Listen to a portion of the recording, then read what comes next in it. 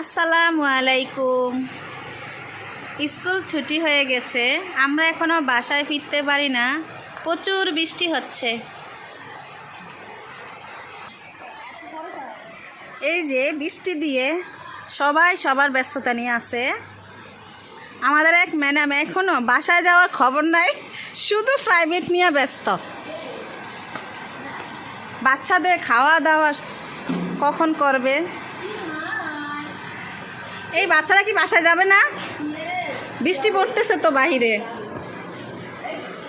রাদিয়া, তুমি বাসায় যাবা না? হ্যাঁ রাদিয়া, যাবা? এই তুমি বাসা যাবা না? ম্যাডাম ছুটি দেয় না? হ্যাঁ দিছে, তাহলে বাসায় যাও না কেন? ওর জন্য দাঁড়াইছ?